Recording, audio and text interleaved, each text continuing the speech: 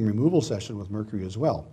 DMPS has its own unique problem legally, and I don't know how many of you have followed this whole dynamic about DMPS. It is approved in the European Union for removal of toxic metals. DMSA is not.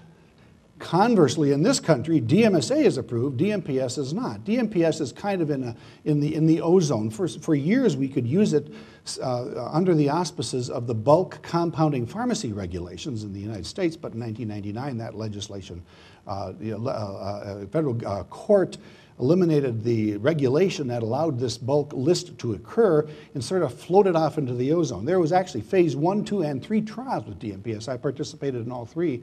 But because of legal and political reasons, the Heil, the major manufacturer in Germany of the DMPS, from which we imported it, they pulled the application and DMPS floated off into the ozone. There are those who claim DMPS is not legal to use, you shouldn't be using it, and there are those who claim absolutely it's safe to compound it. The FDA knows it's safe. You know, it's been around for so long, it's known to be safe. I think it's the best chelating agent myself from pulling mercury. But on the other hand, how adventuresome do you want to get playing Russian roulette with your boards? Yes, I want to talk next about ethylene diamine tetracetic acid, or EDTA. EDTA was first synthesized in 1932 by Dr. Friedrich Munoz in Germany and was actually used as he was given the charge by the government to create a food preservative that could be used. You know, and then it was, the history of EDTA is a rather interesting history. It was first used in a patient with breast cancer in the late 1930s to no benefit, but then when World War II came around and all of the leaded paint on the war materials and everything, and then the lead exposure, and they figured out that, you know, actually it removes lead. And then in the late 1940s it was discovered, and Dr. Norman Clark from Detroit serendipitously discovered that when he was detoxifying patients who had lead toxicity, who also had cardiovascular disease, that lo and behold their angina and their peripheral vascular disease and their cerebral vascular disease improved.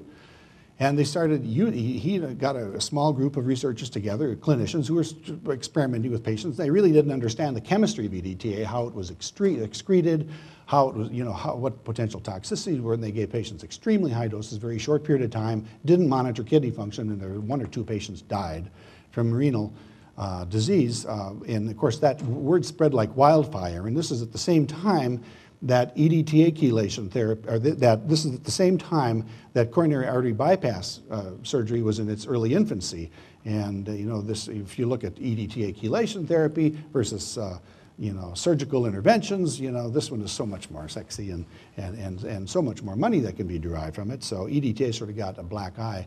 And it began a decades-long series of pogroms from medical boards going after doctors who were doing EDTA chelation therapy.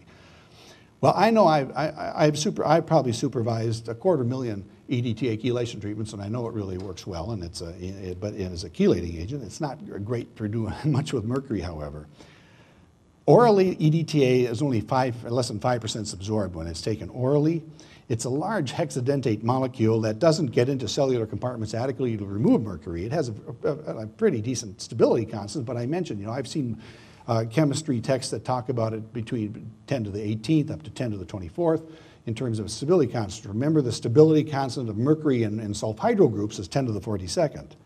And there are lipoceutical forms of this, and there's also, as Dr. Dooley had mentioned, the suppository forms, and they do increase the yield, at least the suppository forms. I've seen testing with it. I've not seen any testing that convinces me that the transdermal lipoceutical form.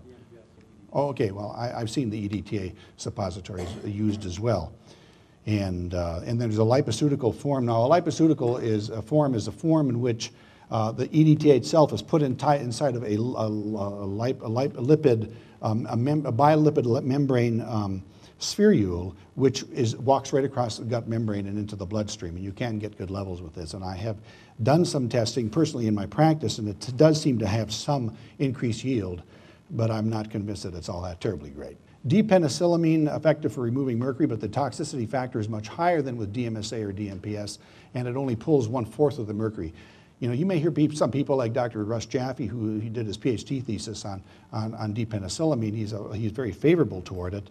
But I wouldn't use it because of its toxicity factor. It disrupts sulfhydryl bonds in connective tissue and cannot be used on consecutive days as a result. There's another agent called N-acetyl D-penicillamine, or NA-pen, which is a very effective mercury chelator, but it has a higher toxicity profile, and its availability of it, or lack thereof, becomes a problem for a clinician. Now I want to talk a little bit about chelation challenge testing. You can pre-treat, I like to pre-treat patients with glycine at 40 milligrams per kilogram body weight, and take this as a powder. It's a sweet tasting amino acid. Mix it in 10 ounces of water, drink it down 2 hours before you take the chelating agent. And then a half an hour before the chelating treatment, I'll give patients anywhere from 2 to 4 Eurocit K tablets, which is potassium citrate at 10 milliequivalents per tablet. It alkalinizes the urine, as I'd mentioned, protects kidneys from toxic metals. Then we'll have them empty their bladder, have them collect urine, of course, I should also mention, we pre-treat the patient. We have the urine collection issue, and we have them empty their bladder first, take the chelating agent, then time the urine. You can do it with children. I'm doing challenge testing with children, autistic children. I'll do a spot check either 1 hour or 2 hours after, but whatever I do, it repeat at the same time, so I'm comparing apples with apples. There are all kinds of protocols. Dr. Duhler spoke with me earlier about a 2-hour collection is fine. You know, if you do it the same way every time, it's fine. As I mentioned earlier, most of these agents come out very quickly, you know, and they're out of the system completely. You can do 6 hours, 10 hours, 12 hours, 24 hours. You know, just do it the same way each time. Vitamin C, has been a lot of talk about vitamin C, giving it IV, orally, or lipoceutical. Problem with oral vitamin C is that we have variable tolerance of our bowels to vitamin C, and if you exceed that, then you get diarrhea, and it's pretty unpleasant. It doesn't last all that long, and a vitamin C diarrhea is its own unique species. And actually, we call it a vitamin C flush, which can be therapeutic under certain circumstances as well. Alpha lipoic acid, it certainly plays an important role, and it does get across the blood-brain barrier supposedly, and can help capture some of the low-hanging fruit, as we call it. A lot of talk about chlorella. I've never seen any studies that ever proved that chlorella really had anything to do with mercury toxicity, but it's something to entertain the patient while you're doing other things, I guess. And garlic and sulfur-rich foods are rich, you know, seem to be useful. Cilantro is Mexican parsley, and I've actually done some challenge tests in my practice using the cilantro extract, and it does pull mercury out. You know, that I've seen in my own studies, my own work with patients. I've never seen any studies published on it. I've heard Klinghardt talk about it. MSM is methylsulfonyl methane. It's the first downstream metabolite of dimethyl sulfoxide, or DMSO. It's just a way of replenishing sulfur groups in the body. Porphyryzyme is made by Biotics Research, and it is a spinach-derived porphyrin ring compounds that are theoretically help capture mercury. I don't know if it does or not. Glutathione, of course, we know is the indigenous molecule in our body for protecting us from mercury. Orally, you can get absorption of glutathione, but if you really want to increase glutathione concentration, take N-acetylcysteine, or NAC, which is the rate-limiting nutrient the body needs to manufacture glutathione itself. And of course, our own biology limits how much glutathione we can produce. S-adenosylmethionine has been mentioned. Zinc has been mentioned. Actually, there are a few studies that have been done on modified citrus pectin as a way of binding mercury in the gut. And then the last agent is the CTO1, or 1,3-benzoyl cysteamine, the product that Dr. Haley talked about today, and I hope that he can bring this to fruition, because from what he's describing, I think it will transform the entire field. There are bioenergetic techniques that have been discussed. Dr. Lee Cowden is a recovering cardiologist who is a very brilliant fellow who developed this laser energetic detoxification technique, and I've had some experience using that, and it certainly changes how people feel and function. I don't have any data that tells me it's pulling mercury out, but it's just another thing in the field, and I wanted to just cover a number of different things. And then lastly is sauna depuration, and there's been a lot of work with that. You're all familiar with the toxic metal exposures that the 9/11 rescue workers endured, and that there's a detoxification program set up that is based on the L. Ron Hubbard sauna depuration technique, and there's I've not seen any published information about toxic metals specifically with that. Those who work with this field, clinicians, other clinicians I know who actually monitor patients, feel that it really is effective in pulling mercury body burden down, as well as other toxic metals. But of course, you know, mercury's not operating in a vacuum, and we have tremendous toxicities that we're exposed to.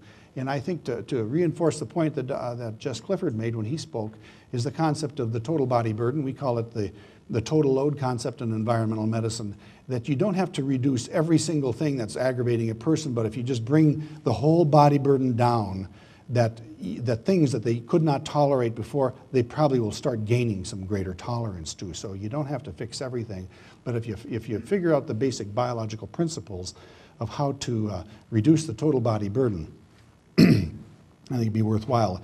And I guess as my last thought, which is not on the slide, I'd just like to share with you a perspective on what is good health.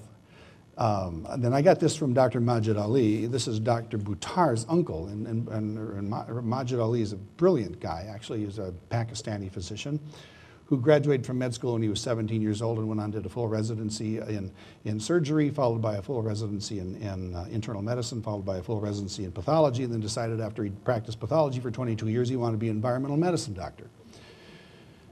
But from his ancient Pakistanis, he learned that there are 5 criteria of good health. And I'll share these with you. Number 1 is to be able to achieve a deep and restorative sleep at night. Number 2 is to be able to live with freedom from anger. Number 3 is to be able to have an intimate relationship with at least one other human being. Number 4 is to be able to achieve a sense of a deep appreciation numerous times throughout every day for what the universe has brought to you. And last but not least is to be able to have 2 to 3 effortless, non-smelly bowel movements a day. And with that, I leave you.